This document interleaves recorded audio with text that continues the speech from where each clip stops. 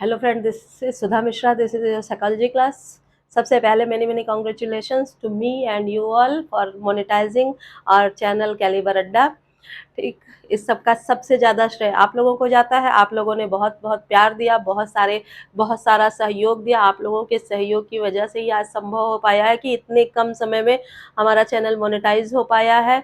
और इस सब के लिए आप सभी का बहुत बहुत आभार. ऐसे ही प्यार और सहयोग बनाए रखिए, हम बहुत आगे तक जाएंगे. आपका प्यार और सहयोग हमें बहुत ऊपर तक ले जाएगा. और ये जो आपके लाइक, सब्सक्राइब्स और शेयरिंग है और आपके जो व्यूज़ हैं वो हमें बूस्ट करते रहते हैं. ऐसे ही हमारे वीडियो को देखते रहिए, अपना प्यार देते रहिए और हमको बूस्टअप करते रहिए. ठीक है. इसके साथ ही हम अपना टॉपिक आज का स्टार्ट करते हैं. हमारा टॉपिक चल रहा था पर्सनालिटी. पर्सनालिटी में हम लोगों ने पर्सनालिटी की थ्योरीज पढ़ी. टाइप थ्योरी हमारी कंप्लीट हो चुकी है. आज हम ट्रेट थ्योरी स्टार्ट करेंगे. ट्रेट थ्योरी में हमारे दो साइकोलॉजिस्ट आते हैं, आलपोर्ट महोदय और कैटल महोदय. आलपोर्ट महोदय उन्होंने सबसे पहले ट्रेट थ्योरी की दी थी. सबसे महत्वपूर्ण थ्योरी उन्हीं की मानी जाती है. उन्होंने जो व्यक्तित्व का निर्धारण किया था वो शील गुणों के आधार पर किया था. तो अभी चलिए हम स्टार्ट करते हैं शील गुण सिद्धांत यानी कि ट्रेट थ्योरी. व्यक्तित्व का शील गुण सिद्धांत.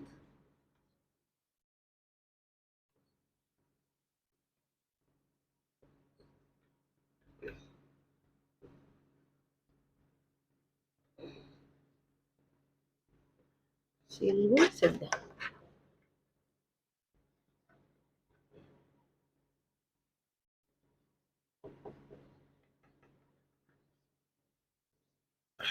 ठीक.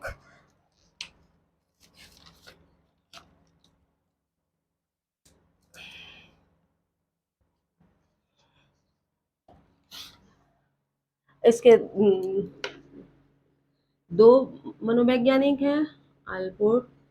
दो सिद्धांत हम पढ़ेंगे. आलपोर्ट का सिद्धांत, दूसरा कैटल का सिद्धांत. ठीक है. अगर हम शील गुण की बात करें तो ये जो हमारा सिद्धांत है ये व्यक्ति के शील गुणों के आधार पर बना है. शील गुण होते क्या है? शील गुण व्यक्ति की जो व्यवहारिक संरचना होती है, व्यक्ति की व्यवहारिक संरचना ही शील गुण है. ठीक है.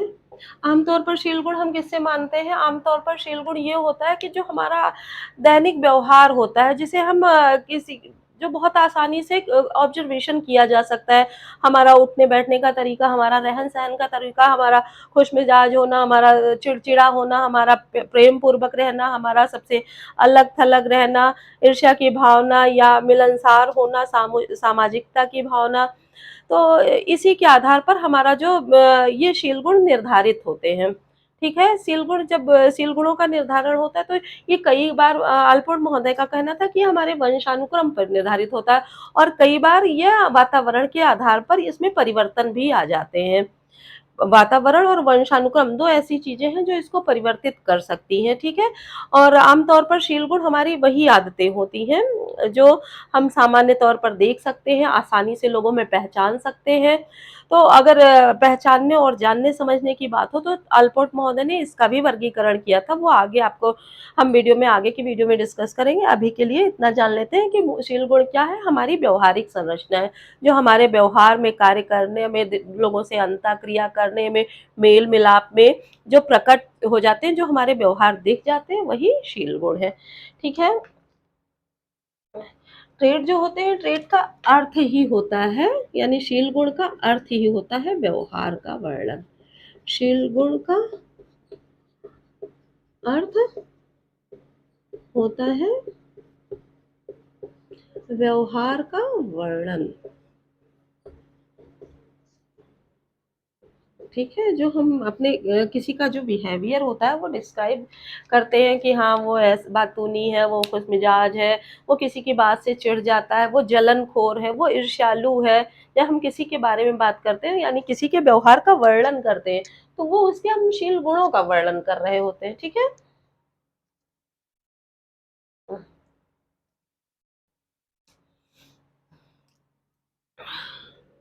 और जो ये व्यवहारों जो हमने बात की कि एक व्यवहारिक संरचना या उसका जो व्यवहार की हम डिटेलिंग करते हैं, व्यवहार को हम डिस्क्राइब करते हैं, तो वही हमारे शील गुण बन जाते हैं। तो इसमें एक चीज़ और ध्यान रखने वाली बात है कि ये जो शील गुण बनते हैं, ये निरंतरता लिए होने चाहिए, क्योंकि मनुष्य एक सामाजिक प्राणी है और मनुष्य बहुत ही बुद्धिमान प्राणी है। मनुष्य ऐसा एक प्राणी है की बुद्धि बहुत तीव्र गति से कार्य करती है। तो जब मनुष्य अपना कहीं अपने वातावरण के साथ समायोजन करना चाहता है या कहीं वो नई परिस्थिति में जाता है, तो उसका व्यवहार बदल जाता है, व्यवहार में उसके परिवर्तन आ जाता है। तो कई बार ऐसा होता है कि हमें पर्टिकुलर बिहेव की ज़रूरत नहीं होती है, लेकिन हम अपना सामंजस्य बैठाने के लिए, अपना काम निकालने के लिए अपने व्यवहार में चेंजेस ले आते हैं। तो वो हमारे शील गुण नहीं हो जब हमने जैसे हमने व्यवहार की बात की, तो वो हमारा शील गुण नहीं कहलाता। शील गुण वो होते हैं, ट्रेट हम उनको कहते हैं, जो निरंतरता लिए होते हैं, जो हमारी आदत में शुमार होते हैं। जैसे कई बार हम किसी के व्यवहार की बात करते हैं कि वो बहुत खुशमिजाज है। तो खुशमिजाज जो निरंतरता लिए होता है उसको, चाहे वो अपने घर है, चाहे दूसरे के घर गया या किसी भी समाज में गया या नए लोगों के साथ मिला, वो खुशमिजाज ही दिखेगा। तो वो खुशमिजाज होना उसका सील गुण हो गया। वहीं कुछ लोग ऐसे होते हैं कि अपना काम निकालने के लिए आपसे मीठा-मीठा बोल देंगे, अच्छे से बात करेंगे, बहुत आपसे प्रेम मोहब्बत से रहेंगे और अपना काम निकल जाने के बाद आपको किनारे कर देंगे। तो वो उनका शील गुण नहीं होता है, ठीक है? तो इसको यहाँ एक बात स्पष्ट कर लीजिए कि शील गुण वो व्यवहार होते हैं जो निरंतरता लिए होते हैं, ठीक है?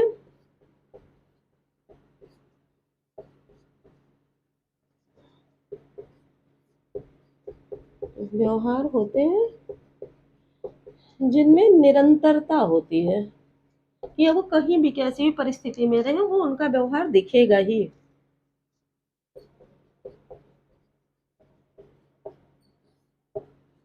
निरंतरता होती है, ठीक है? इसको नोट कर लीजिए। ट्रेड थ्योरी का प्रतिपादक आलपोर्ट आलपोर्ट का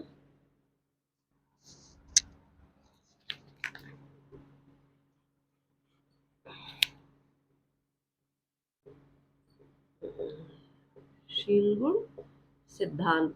आलपोर्ट का शील गुण सिद्धांत है। क्लियर है कि आलपोर्ट महोदय इसके प्रतिपादक थे। उसको नोट डाउन कर लिया होगा होपफुली। आगे की चीजें बताती हूँ। आलपोर्ट महोदय ने अपने सील गुण सिद्धांतों में ये जो सील गुण थे, इन्हें दो तरह के बताए।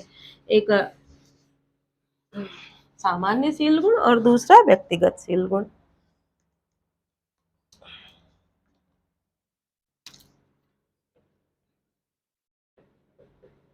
आलपोर्ट ने शील गुण दो प्रकार के बताए, ठीक है? पहला क्या हो गया? सामान्य शील गुण। क्या? सामान्य शील गुण, जिसको कि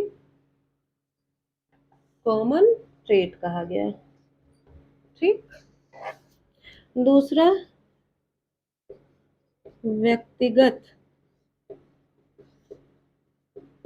शील गुण, जिसको क्या कहा गया? इंडिविजुअल इंडिविजुअल ट्रेट, ठीक? या फिर इसको पर्सनल ट्रेट भी कह सकते हैं, ठीक? नाम से ही स्पष्ट है, जो सामान्य शील गुण होते हैं वे सामान्य जातियों में एक संस्कृति, एक प्रजाति में ये पहला जो है सामान्य समाज व संस्कृति के लोगों में पाया जाता है। लोगों में पाया जाता है, ठीक है? जैसे कि ये क्या हो गया? उदाहरण के लिए बड़ों का आदर करना,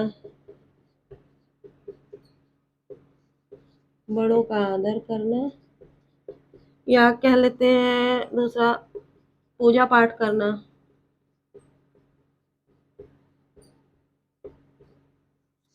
ठीक, साफ-सफाई या एक अलग समाज या अलग संस्कृति जैसे एक समाज, संस्कृति, धर्म आदि के लोगों में एक तरह का की चीज़ें पाई जाती हैं। जैसे बड़ों का आदर करना आप देखेंगे सामान्य तौर पे सभी मतलब एक सामान्य प्रजाति में पाई जाती है कि हाँ, बड़ों का आदर करना चाहिए। ये हमारे ट्रेट होते हैं। ये कोई व्यक्तिगत क्षमता नहीं होती, व्यक्तिगत योग्यता या व्यक्तिगत आदत नहीं होती है। ये सामान्य ट्रेट होते हैं, ये हमको सिखाए जाते हैं सील गुण कि बड़ों का आदर करना चाहिए, पूजा-पाठ करना विशेष धर्म संस्कृति में बताया जाता है कि आप सो उठ के नहा धो के पूजा-पाठ करिए। तो ये विशेष समाज और संस्कृति में सामान्यतः कई लोगों में पाए जाते हैं, ये कोई स्पेशल क्वालिटी नहीं होती है कि हाँ, फलाँ व्यक्ति एक बड़ों का आदर करता है और कोई नहीं करता है। तो जो सामान्य लोगों में पाए जाए वही सामान्य ट्रेट होते हैं, ठीक है? नोट डाउन करिए दूसरा बताती हूँ। दूसरा जैसा नाम से स्पष्ट है व्यक्तिगत शील गुण या व्यक्तिगत लोगों में पाई जाती कुछ स्पेशल क्वालिटी होती है। ठीक है, जिसको पर्सनल या इंडिविजुअल ट्रेट बोलते हैं।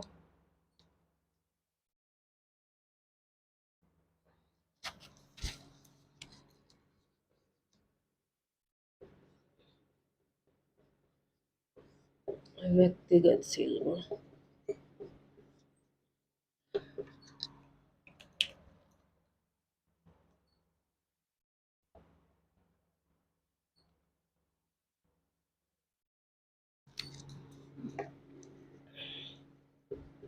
ये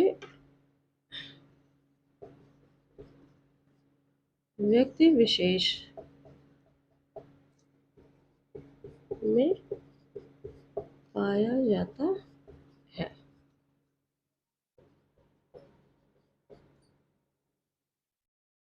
सभी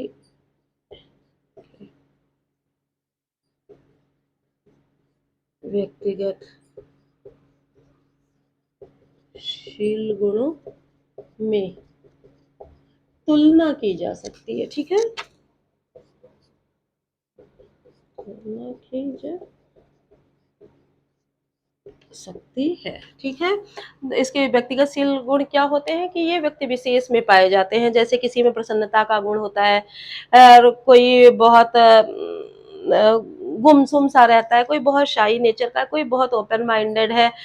हम जनरली देख के कह देते हो फलाँ व्यक्ति बिल्कुल ओपन बुक है, कैसे कह सकते हैं कि देख के ही कह देते हैं।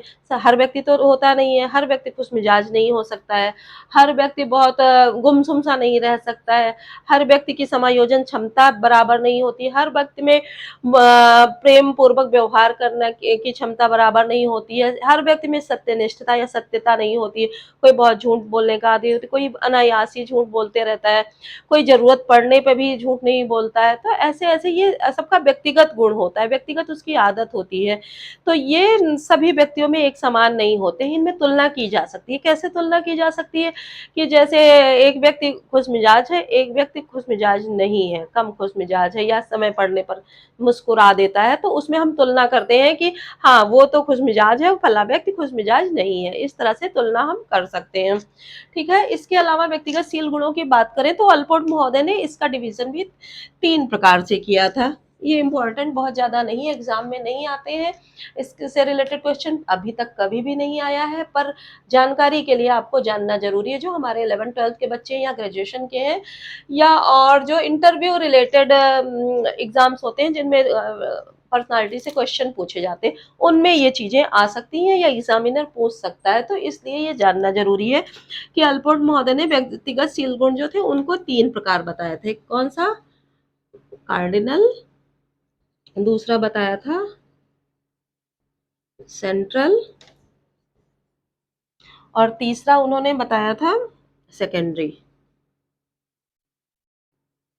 ठीक? 3 प्रकार के व्यक्तिगत शील गुण उन्होंने बताए थे। जानकारी के लिए आपको इतना जानना ज़रूरी है, इससे ज़्यादा अंदर कुछ नहीं पूछा जाता है। तो इसको नोट डाउन ज़रूर कर लीजिएगा, माइंड में सभी को ब रखना ज़रूरी है, कभी कोई पूछ दे, तो आप हक-बक नहीं रह जाएँ कि हाँ, ऐसा भी कुछ हुआ था। तो ये डिवीज़न है, इसको नोट डाउन करिए, फिर आगे आरबी कैटल महोदय का सिद्धांत बताती हूँ।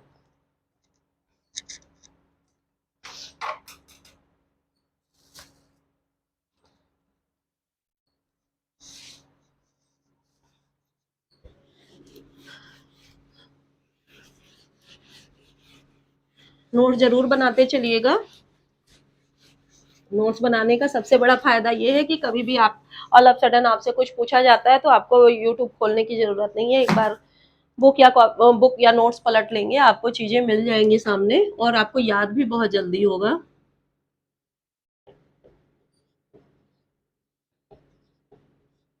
कैटल का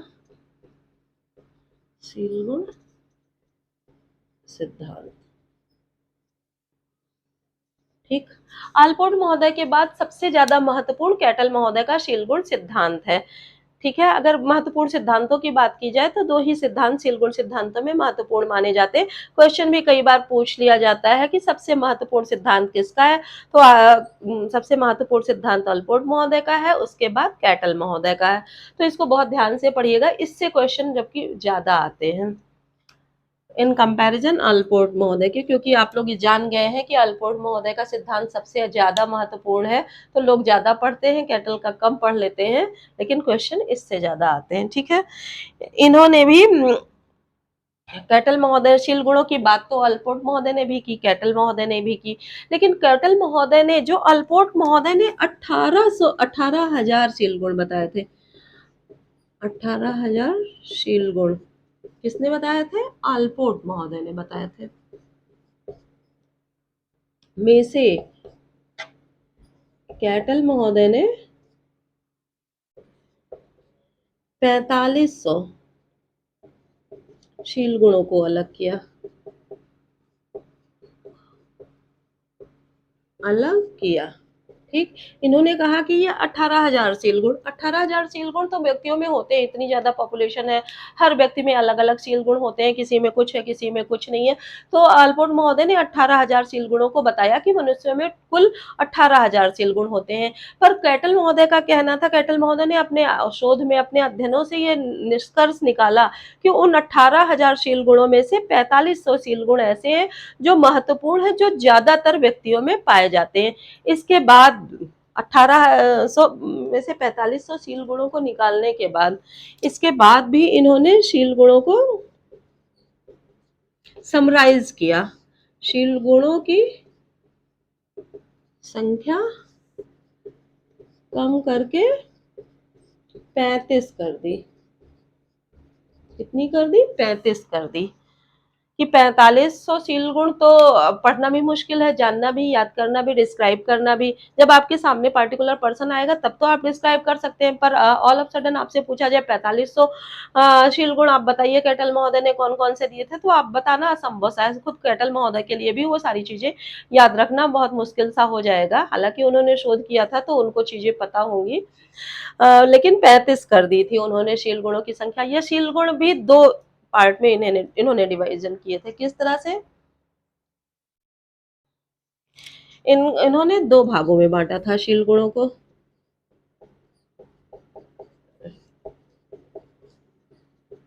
दो भागों में बांटा। ठीक, पहला क्या था? सतही शील गुण। ठीक, सतही शील गुण यानी कि सरफेस रेट। ठीक, दूसरा इन्होंने बताया मूल शील गुण। देखिए इसको सोर्स रेट। ठीक, सोर्स रेट की संज्ञा दी, इनके ये दो नाम है। इसको नोट डाउन करिए, फिर इन दोनों को थोड़ा सा डिस्क्राइब कर देती हूँ कि क्या है सतही सील गुण और क्या है मूल सील गुण।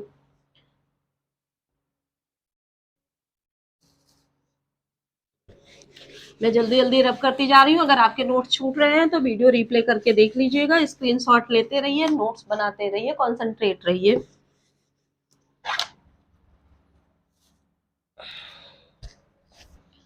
अब हम सतही सील गुण की बात करें। पहला है सतही सील गुण।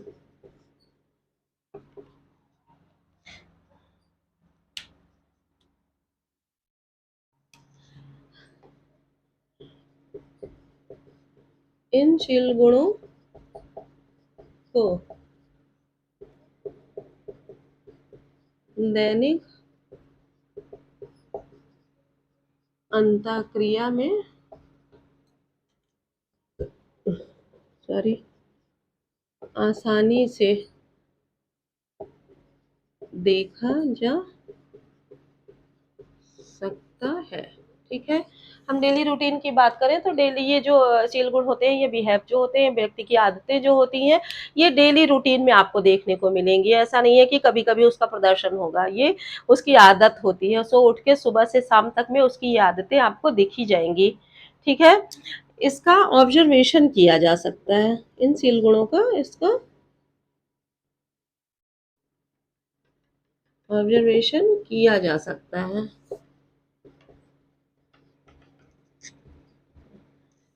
क्या क्या चीजें हैं, जैसे सत्यनिष्ठा,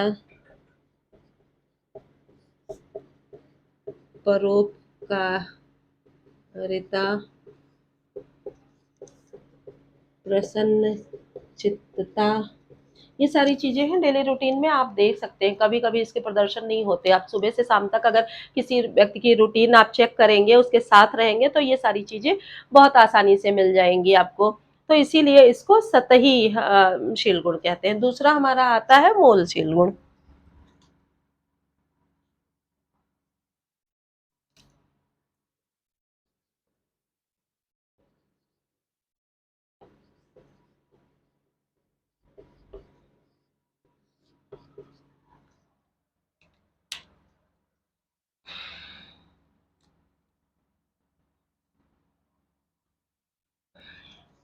ये शील गुण जो होते हैं, इसका जस्ट अपोजिट है ये दैनिक,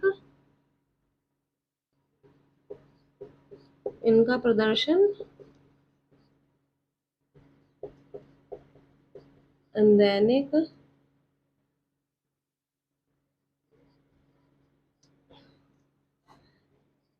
क्रियाकलापों में नहीं होता। ठीक। डेली होता नहीं है तो इसका ऑब्जर्वेशन भी हम नहीं कर सकते हैं। ठीक। ऑब्जर्वेशन नहीं किया जा सकता। ठीक। इसका हम ऑब्जर्वेशन भी नहीं कर सकते। अब बात आती है कि ये इनका निर्माण कैसे होता है। तो ये जो मूल शील गुण होते हैं, इसका निर्माण जो ये सतही शील गुण होते हैं, सतही शील गुणों के मेल से होता है। जैसे कैसे मेल से होता है, समझ, थोड़ा सा ध्यान दीजिएगा। जैसे किसी व्यक्ति में परोपकारिता है, ठीक, इसके अलावा प्रेम या दया है, तो उस व्यक्ति को क्या कह दिया जाता है? दयालु प्रवृत्ति का। हम अपने आप जान जाते हैं कि दयालु प्रवृत्ति का है। आ गई बात समझ में? नहीं, दूसरा उदाहरण देख लीजिए। जैसे किसी व्यक्ति में सामुदायिकता की भावना है। कैसी? सामुदायिकता की भावना है कि वो समाज में रहना पसंद करता है, लोगों से मेल मिलाप उसका है। ये कौन सा गुण हो गया? ये सतही गुण हो गया उसका। जैसे यहाँ भी हमने जोड़ा, ये दोनों सतही गुण होते हैं। ठीक है। उसी तरह सामुदायिकता उसके अंदर है, उस एक सतही गुण है। ठीक। उसमें हमने एक और सतही गुण जोड़ दिया। कौन सा? सत्यनिष्ठा जोड़ दिया। हाँ, सत्यनिष्ठा ही जोड़ देते हैं, सत्यनिष्ठा जोड़ दिया। ठीक। जब ये दोनों गुण आते हैं तो व्यक्ति समाज में भी रहना चाहता है, किसी के साथ निस्वार्थ प्रेम भी करता है। सत्यनिष्ठा किसी के प्रति मतलब वो निष्ठा पूर्वक व्यवहार करता है, कोई उसके अंदर कपट नहीं होता, कोई ईर्ष्यालुपन नहीं होता। तो उसके अंदर एक नया मूलशील गुण जन्म लेता है, उसको क्या कहते हैं? मित्रता। ठीक है। मित्रता का शील गुण। तो इस तरह से हम ये देखते हैं कि मूल शील गुण का निर्माण कैसे होता है? इन मतलब सतही शील गुणों के मेल से। ठीक।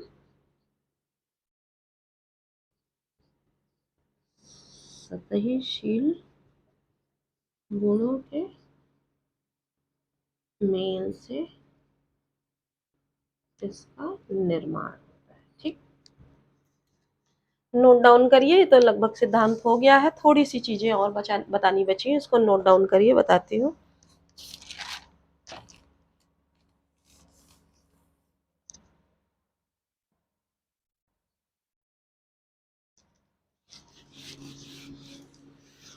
ठीक।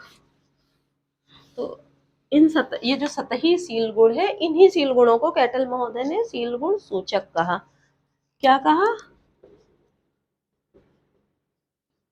सतही सील गुणों को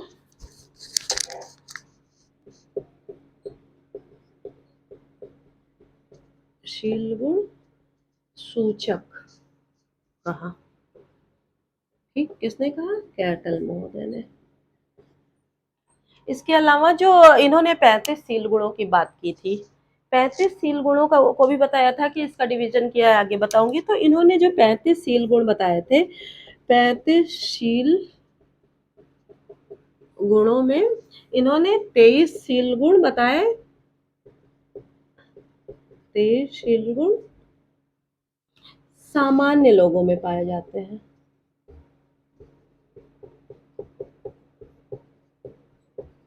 में पाए जाते हैं। ठीक। और जो बचते हैं 12 सील गुण, 12 सील गुण कितने लोगों, असामान्य लोगों में पाए जाते हैं। असामान्य लोगों में पाए जाते हैं। ठीक है। तो ये हो गई इन 35 सील गुणों की बात। अब ये जो 23 सील गुण हैं, ठीक, इन 23 सील गुणों में से 16 सील गुण ऐसे हैं जिनको महत्वपूर्ण बताया कैटल महोदय ने। तो 23 में से 16 सील गुणों को महत्वपूर्ण बताया, जो कि सामान्य लोगों में, सामान्य का इन द सेंस कि जो कॉमन, जैसे कॉमन ट्रेट होते हैं उस तरह के होते हैं, पूर्ण बताया। वाह, इसको मापने के लिए एक प्रश्नावली तैयार